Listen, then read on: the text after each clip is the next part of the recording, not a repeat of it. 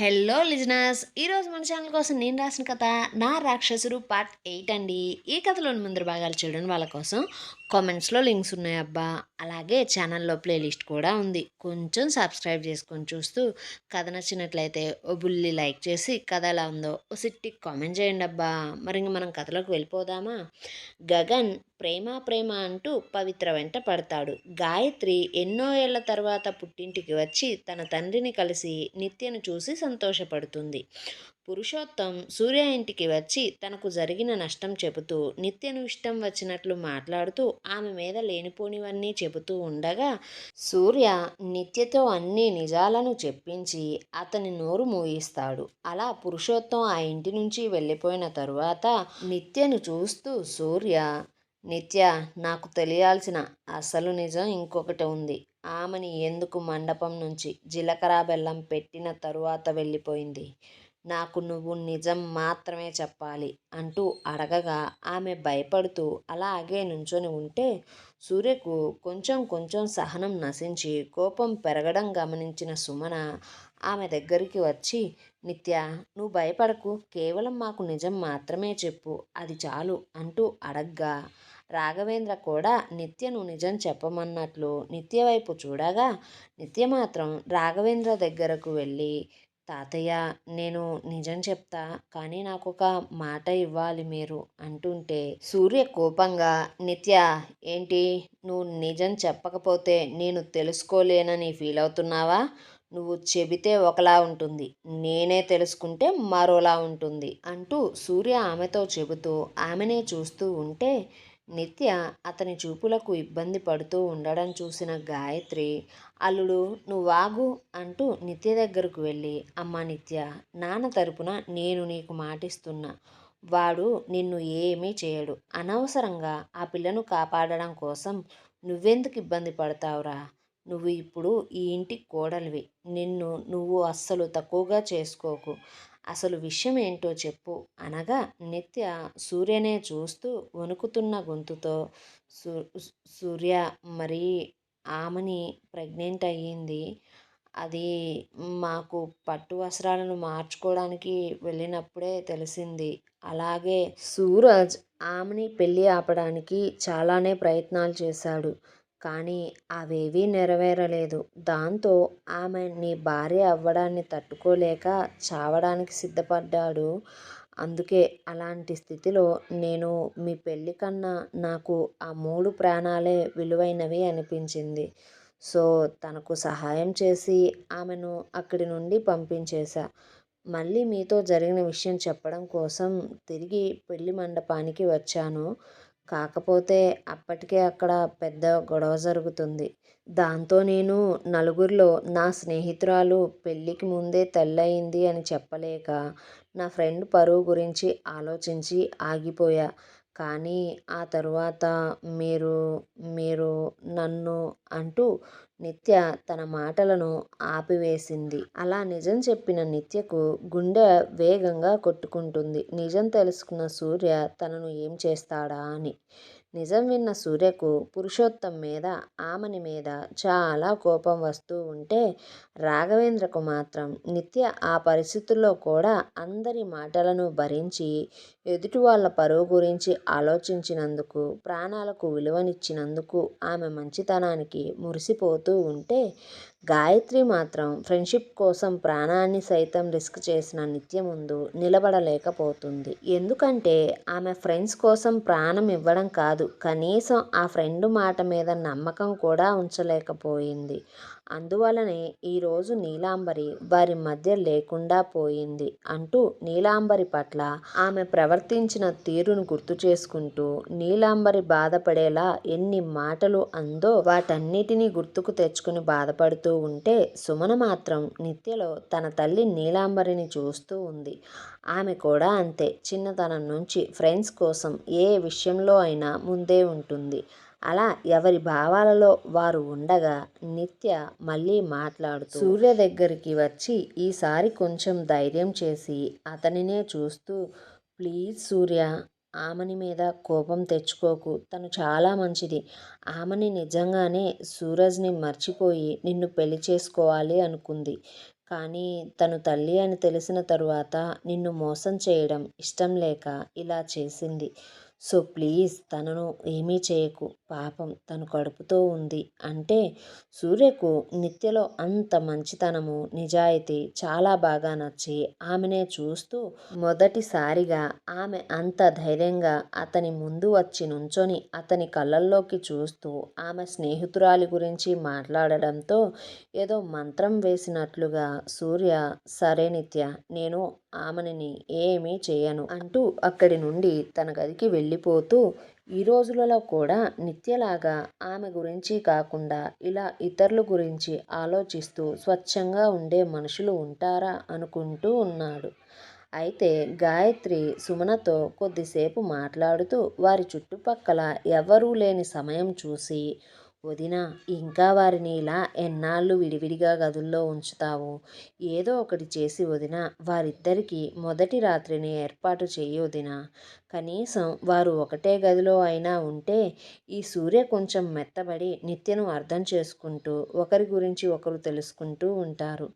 ఇది నిత్యను కంపెనీలో జాయిన్ చేయడం కన్నా మంచి ఆలోచన కదా అంటూ చెబుతూ, మరొక విషయం వదిన, అసలు కలవం అనుకున్న మనం కలిశాం. అలాగే నిత్య ఎవరో అనాథ అనుకున్నాం, కానీ నిత్య ఎవరో మనకు నిజం తెలిసింది. అలాగే రేపు మన కర్మ కాలి నిత్యకు నిజం తెలిస్తే ఎలా వదినా?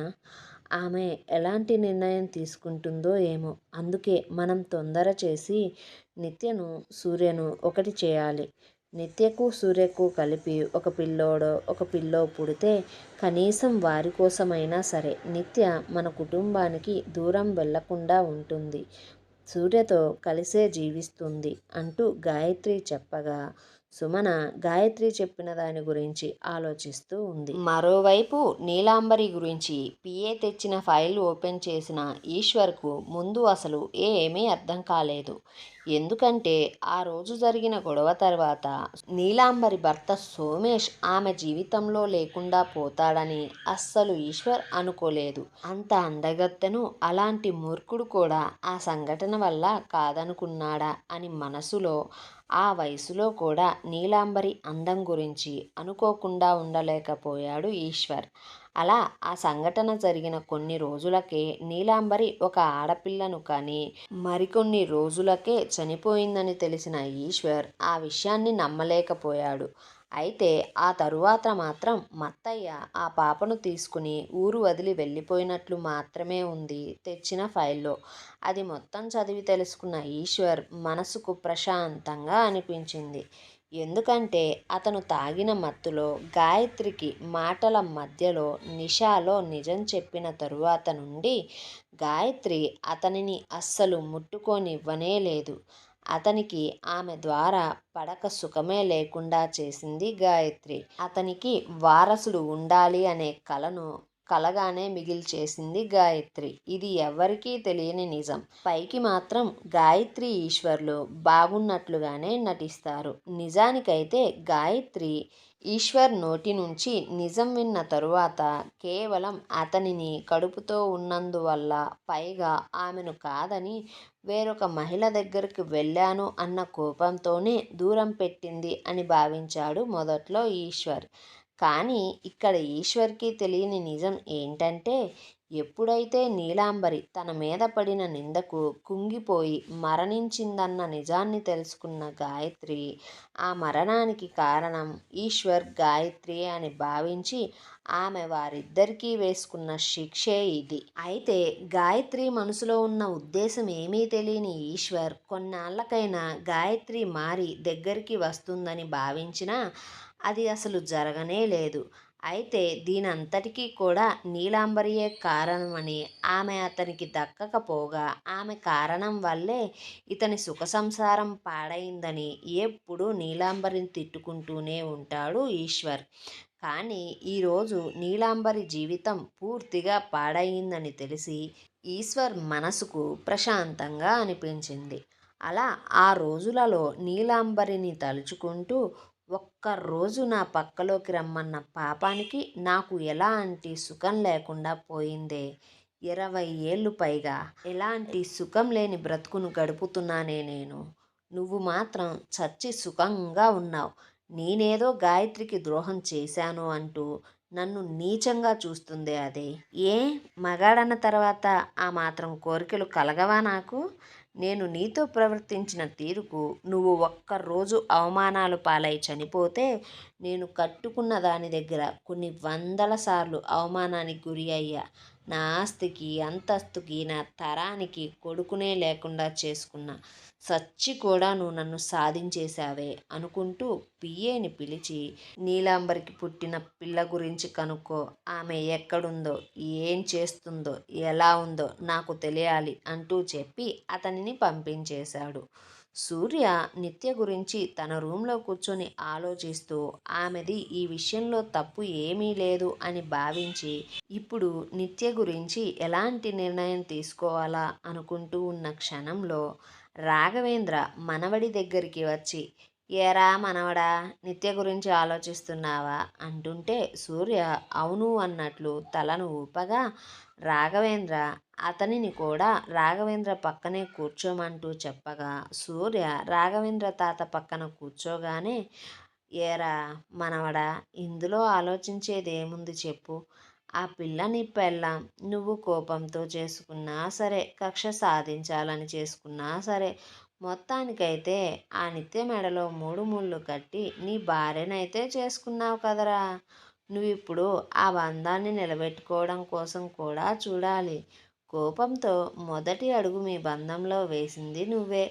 కాబట్టి ఆ బంధాన్ని నిలబెట్టుకోవడానికి ఇంకో అడుగు వేయాల్సింది కూడా నువ్వే అంటే, సూర్య అలా ఎలా తాతయ్య? అసలు నిత్య ఎవరో నాకు తెలియదు. నేనెవరో ఆమెకు తెలియదు. మా ఇద్దరికి అసలు పరిచయమే లేదు. అలాంటి మేము అంటూ సూర్య మాటలు పూర్తి కాకముందే సూర్య మాటలను మధ్యలోనే ఆపేయించిన రాఘవేంద్ర మాట్లాడుతూ, అరే మనవడా, ఒకప్పుడు నీకు ఆమెని ఎవరో ఏంటో ఎక్కడుంటుందో కూడా తెలియదు. కనీసం ఆమె గురించి ఎంక్వైరీ కూడా చేయకుండా కేవలం నేనిచ్చిన మాట కోసం మాత్రమే నువ్వు ఆమెనితో పెళ్ళికి ఒప్పుకున్నావు. కానీ ఆ రోజు పెళ్ళి గురించి మనం ఇంట్లో మాట్లాడుకునేటప్పుడు మీ అమ్మ అలా ముక్కు మొహం తెలియని అమ్మాయిని ఎలా పెళ్లి చేసుకుంటావురా అని నిన్ను అడిగింది కదా. నువ్వేమన్నావు? పెళ్ళైతే చేసుకుంటానమ్మా. ఆ తరువాత తెలుసుకుంటాం. 75 ఏళ్ల జీవితం ఉంది కదా తెలుసుకోవడానికి ఒకరి గురించి ఒకరు అంటూ పెద్ద గొప్పగా నా మాటను వెనకేసుకుంటూ వచ్చి మాట్లాడావు కదా ఆ రోజు. కాబట్టి ఇప్పుడు కూడా అలాగే చెయ్యి.